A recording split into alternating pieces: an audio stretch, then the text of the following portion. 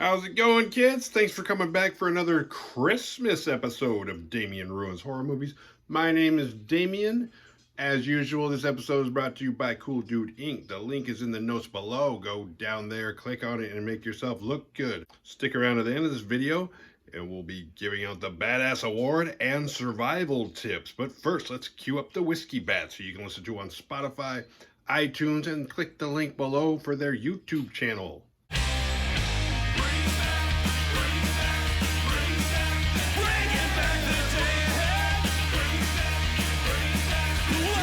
Tonight's film is called Sick for Toys. Came out in 2018. You can watch it on Tubi, and it's directed by David Del Rio. In the opening, there's a man laying on his back, being held captive and bleeding from both nostrils. A blonde woman walks in and she refers to him as her toy. Then she straddles him and starts fucking him. Now, right here is the difference between men and women. Because if the situation was reversed and he started fucking her, she would now be having the worst experience of her life. But since it's a girl doing him and he's a guy, he's like, at least I'm getting laid out of this. Next we meet Roy. Roy is on a date with a girl. I kind of thought she was like a co-worker at first based on what they were talking about, but I don't think they are. And it's her Friday, so she's just getting hammered. And he's just kind of like, waiting for the date to be over. And her plan is, I'm going to get hammered, I'm going to take you home, and I'm going to have my way with you. And he's like, I'll make sure you get home, but I'm not, I'm a nice guy. Our first time's not going to be like this. But I'll call you in the morning. And he leaves after dropping her off. As he's driving home from her house, he gets a phone call from Kate. Kate's his best friend's girlfriend. And she's worried because she hasn't heard from his best friend Jason since the day before in the morning, and they usually talk all the time. So she's wondering, have you heard from him? And he's like, now that you mention it, I haven't, but I can call him. If I don't get an answer, he's got a key to Jason's place, so he's like, I'll just stop in and see if he's there until I'll find out what's up. He mentions that him and Jason got in a little fight, but he wouldn't tell her what it was about. So when he gets to Jason's house, there's still no Jason, but he finds a phone number. It's to a girl named Emilia written on a napkin. So he calls the number and he talks to this girl. And the girl sounds kind of cute. See, Roy's like the nice guy and everything, but at the same time, like, your best friend's missing, you're hot on the case, you're on his trail, you're trying to track him down. Oh, what's this? Cute girl? Hey, maybe we could go out sometime? All right, good talking to you. See you later. No leads, but he's got himself a date. The next day, Roy and Kate go out to coffee, and he kind of like consoles her, and she's like, I don't know, this isn't like him. He's like, consoles her, but at the same time, he's kind of like, I mean, he doesn't use these words, but he's basically kind of telling her, it's like, the guy's kind of a piece of shit anyway. I know he's my best friend, but I mean, and she's kind of like, the more she listens to him, she's like, you know what? You don't sound worried or concerned about him at all. All you do is, you've been bagging on him ever since we got here. Maybe this is a bad idea. And then he puts his hand on hers, and he's like, oh shit, he immediately realized, like, no. Because she's like, catching up. Because here's what it looks like to me. This is not in the movie, but this is my personal assessment. I think Jason and Roy met Kate at the same time. They were both interested in her. But for Roy thought, wow, I could see myself marrying this kid. I see kids. I see a future. Jason saw this as, ooh, this is a challenge. He was in it just for the prize. Whereas Roy, this was the rest of his life, and he lost. So now he resents Jason. And Kate can see it, but Kate thinks she doesn't notice that Roy and Jason are complete opposites. But she goes for the alpha. She doesn't want the nice guy. So she picks Jason, and now she's got little sensitive Roy, who's like, oh, well, it should have been me or you all along. She's disgusted. Get away from me, Roy, you pussy.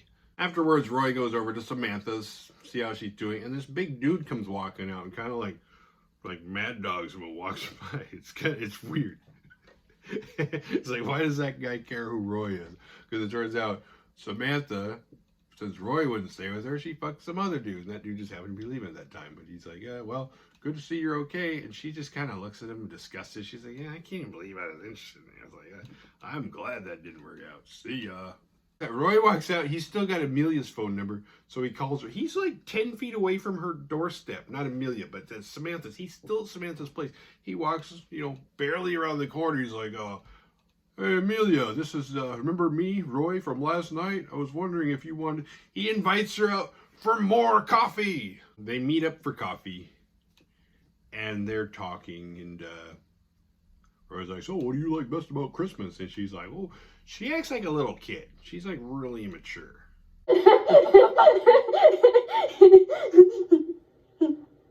She's clearly over 30, I'd say, or close to 30, but she's like, oh, I like decorating, and I like the music, and I like getting toys.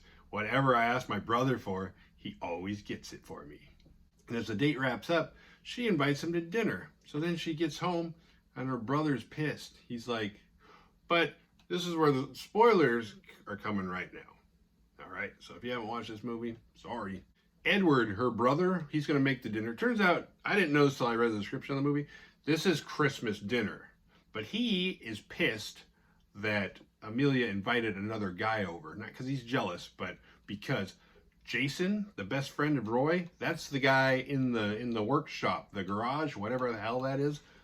That's every year she asks for a toy and she gets it. She gets one toy a year. She already got her toy. Jason's her toy that she gets to play with. But she wants another one. And Edward's like, the nerve of you. You know how dangerous it is? He's coming here. Call him and tell him not to. He's like, it's too late. He's like 10 minutes away. He's like, we can't have it. And she's like, well, I figured since they're friends, they could play together. I don't know what the fuck's going on in her head. I mean, at least Edward's fucking crazy, but at least he has a sense of reality, whereas she's this little girl living in this like fantasy world. It's like, oh, and then I'll have two toys and I can fuck both of them and blah, blah, blah.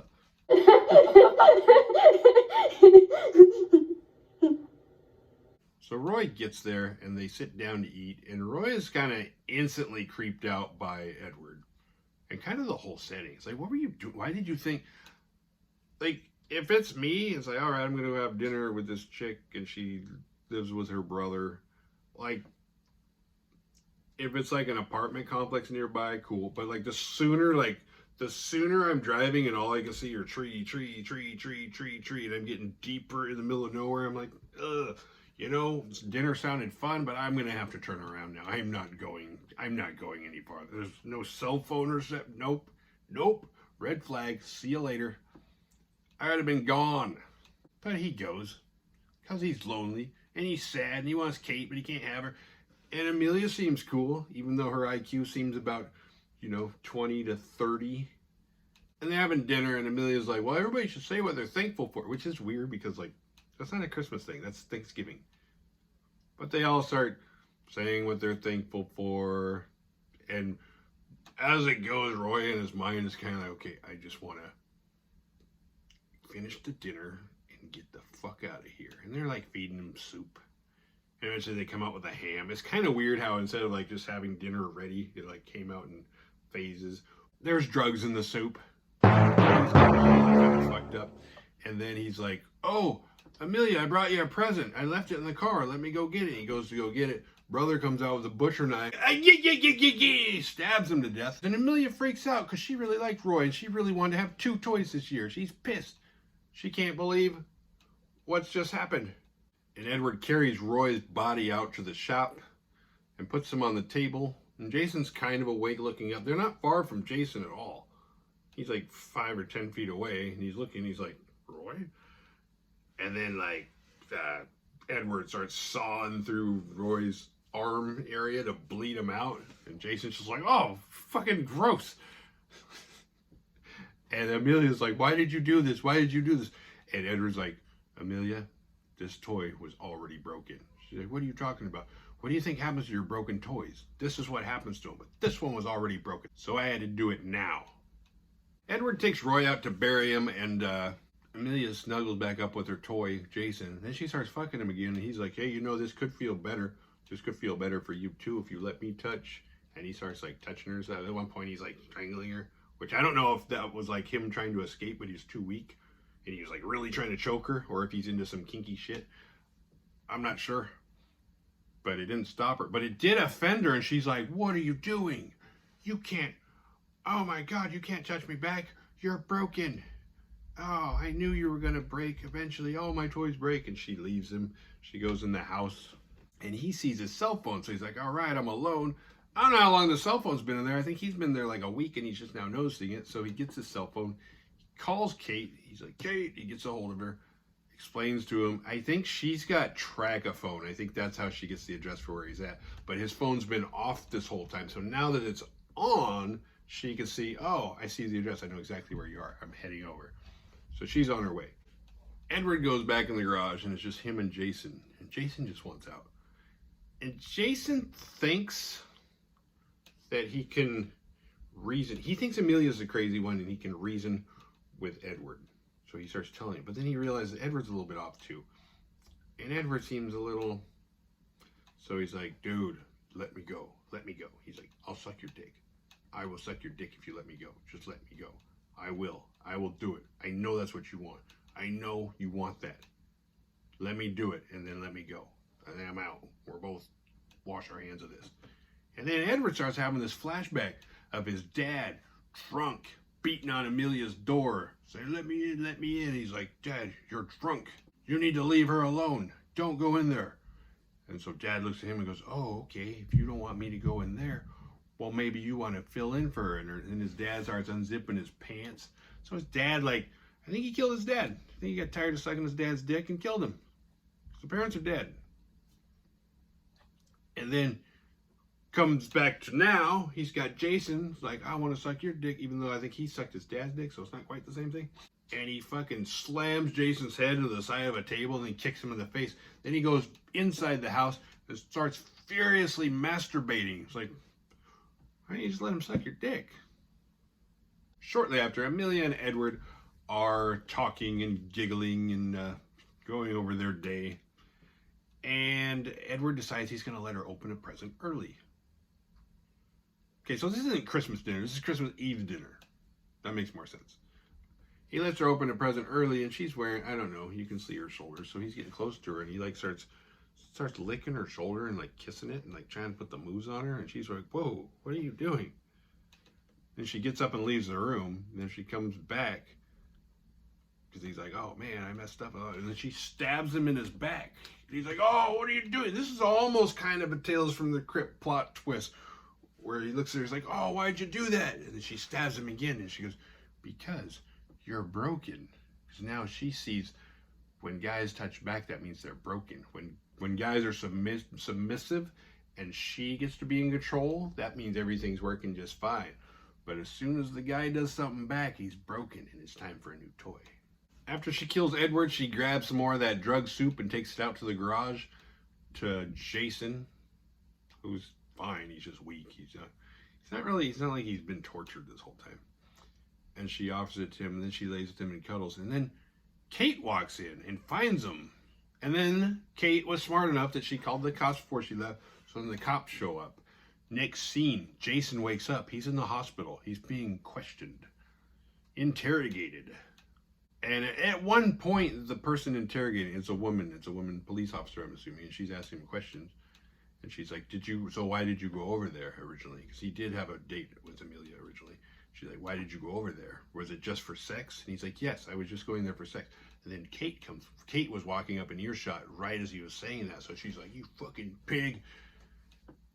And that's also why I think there was also not a bet or a contest, but Roy and him, I think, were competing over this girl. Jason didn't give a shit about her, and that's why he treats her like shit. And he's not a good boyfriend, and he's cheating on her all the times, because the only reason why he was interested in her at all was to one-up Roy. The more questions he gets asked, the more he and us, the viewers, start to realize, oh, I see what's going on. He's not the victim. This cop interrogating him thinks that he did it. He thinks that he was holding Emilia captive at her house. She's got his fingerprints on her neck from being choked. She's got a big gash from when he shoved her off of him. Her brother was killed with a knife that had his fingerprints all over it. And he shows at the hospital covered in Roy's blood from when Roy got bled out there. They think he did it. And Emilia is off the hook to the point where she even walks outside and she's just standing there, and Kate walks up and she's like, oh, hey, what's up? Like Kate's on her side all of a sudden. She thinks Jason's this not only unfaithful guy, but he's a complete asshole and a murderer. And Emilia's like, can we be friends? She sounds like she's 3 years old, by the way. And Kate's like, I guess. And that's where the movie kind of ends.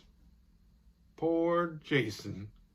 This week's a little different. It's not a Badass Award. It's a Gilligan Award. The Gilligan Award is for, you know, the old show, Gilligan's Island, how every time they almost got off the island, Gilligan fucked it up. That's what the Gilligan Award is. It's for, like, if it wasn't for this person, none of this shit would have happened, or they'd have got out of it a lot quicker. And in this case, the award goes to Jason. If he would have just been a decent boyfriend to Kate, or had let Roy have her, none of this shit would have happened in the first place. What did we learn? Survival tales. Don't go to some strange girl's house in the middle of nowhere. Don't eat food made by people you just met. Don't kiss your sister. That's gross. That wraps up this episode. And this is just launching us into Tubi Christmas season. I will see you guys soon. Don't forget to like and subscribe and share and all that fun shit if you're enjoying these videos. And hopefully you come on this December journey with me. See you next time.